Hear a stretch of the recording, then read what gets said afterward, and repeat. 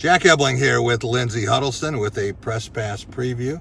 This is like carpool karaoke, right? How about it? From James Corden. Mm-hmm. We are here on Main Street on the way back to East Lansing after post-game press conference and Michigan State.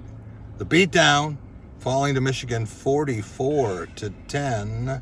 Bad. And Michigan State led 7-0, Lindsay, at the end of the first quarter. I hope some alums got a shot of the scoreboard. That was the last positive note for Michigan State. Yeah, they took over.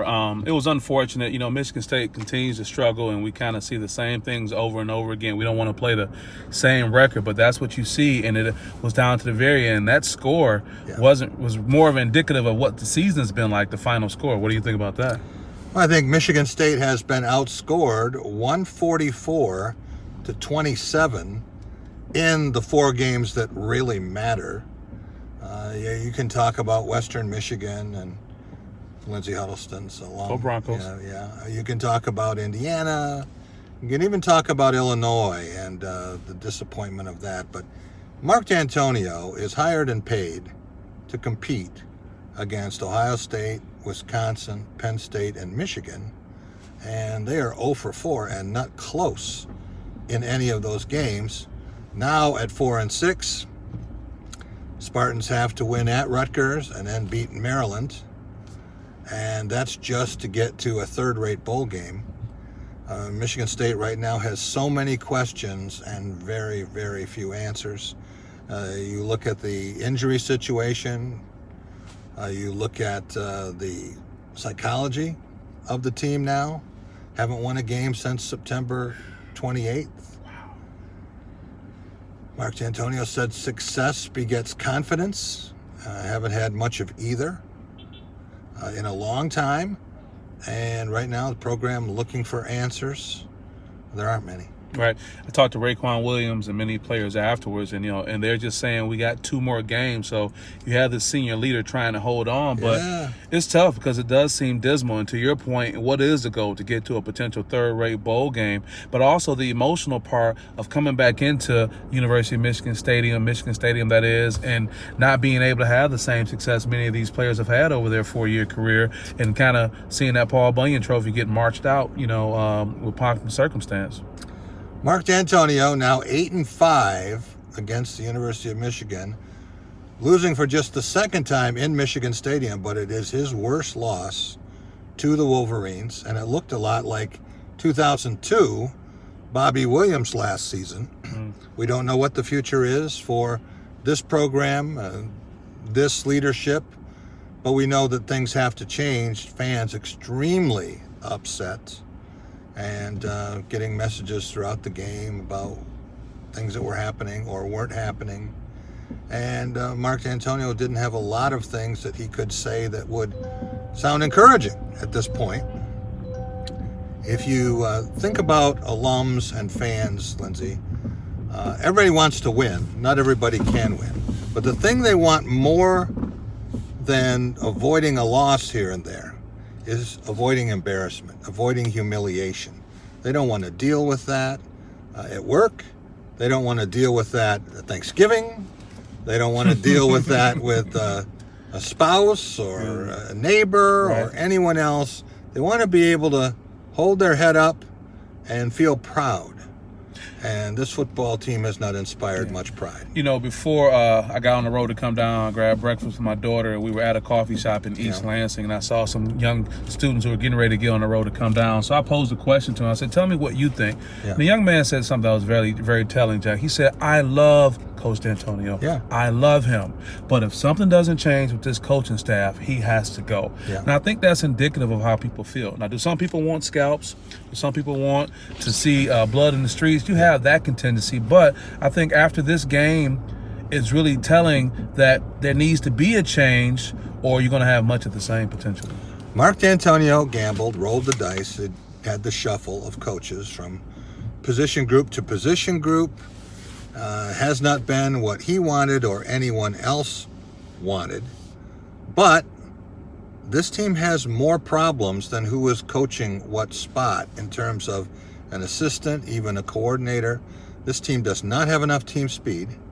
This team does not have consistent quarterback play. It doesn't have an offensive line that can open holes and allow you to do some things. Special teams play has been very poor.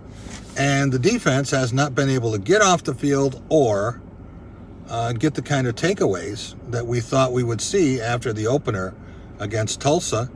Both of these teams faced 13 third down situations on defense. Michigan converted 8. Michigan State converted 2. And Michigan State had as many punts blocked as it had punts forced. And that would be 1 of each. So this Michigan State defense, and we have seen this all year, beginning in the Arizona State game, has not made the big play at clutch time. Mark D'Antonio talks about having to make plays, and you can argue about whose fault that is, whether it's something in recruiting, whether it's something in player development now.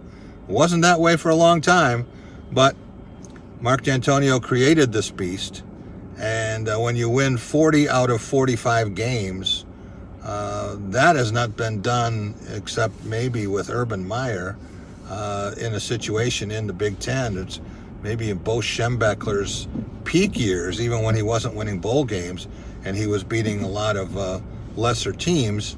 That's the kind of record you would get then. Certainly Michigan State, to win 40 out of 45 was unbelievable, including the 3 Big Ten championships.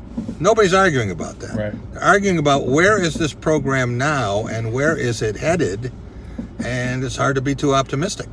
Yeah, Jack, we don't want to rehash the same thing we've been talking about, it seems, all season long, but I think people have to realize, where can you go, what can you do? You have the all-time winningest coach in Michigan State's history.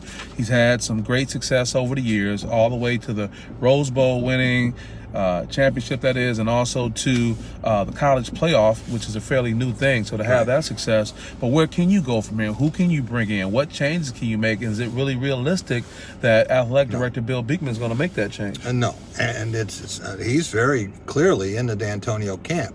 I don't think Mark D'Antonio is going to be fired. I really don't, and I think it would take something we're not seeing right now for that to happen.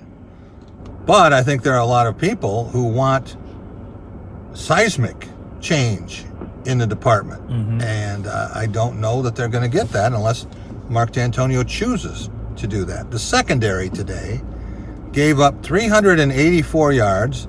It was the first time Shea Patterson has thrown for 300 yards or more at Michigan.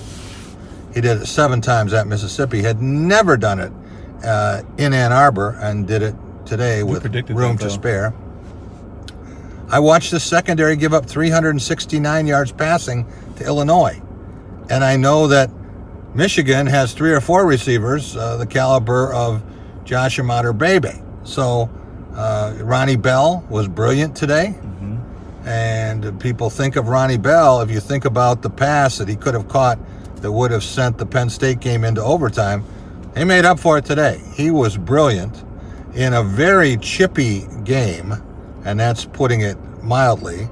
Both teams more than 90 yards in penalties, and Mark D'Antonio said the game was called pretty tight. Probably a good thing it was called pretty tight, because otherwise we might have had a Pier 6 brawl. Yeah, well, it was close to that. Post-game, when I got down on the field, and ironically, the Michigan players came over to the Michigan State bench, and Coach Harbaugh had to come back on the field to escort his players off. So there was a lot of emotions in this game. This is one of those memorable games, and I'm sure the University of Michigan players didn't want to have the same outcome they've had a few years ago. Well, they're not going to be able to erase what happened in 2015. They're not going to be able to erase what happened in 2017. But this was the kind of beatdown that you saw when Devin Gardner was playing quarterback for Michigan. And Michigan State just put bruise after bruise on him. So Michigan State now, 2 games to play. I don't think wins are going to satisfy anybody. I don't think a bowl win and a winning season at 7-6 would satisfy anybody. It will be the same record as a year ago, and that's if Michigan State wins out. I know what to satisfy some people. What's that? Watching press pass. Ooh, I think they might, and we'll be talking about a lot of things. There were some good things at Michigan State this week, including the basketball win over Seton Hall, a win here in Ann Arbor in hockey, Thursday night, a women's basketball win over Notre Dame. Mm-hmm. So there were some very positive things, but today wasn't one of them. And we're going to have Tom Crawford, a very happy Tom Crawford. Happy Tom Crawford. Christmas came early, huh? Yep. We're going to have Rico Beard, who was already conceded. He conceded last week. Mm-hmm. He already congratulated Tom and told him the game was over. He didn't even bother to come. He got ahead of it, huh? Yeah. And Stephen Brooks from 24/7 Sports. Brooksy. And then you will be on the road next week, Mm-hmm. going to Rutgers, but you'll be back in time to do Press Pass Mm-hmm. a week from tomorrow. Yep. We'll see you Sunday night at 11 on Fox 47 on Press Pass. For Lindsay, Huddleston, Jack Ebling saying, final score, not going to change, Michigan 44, Michigan State 10.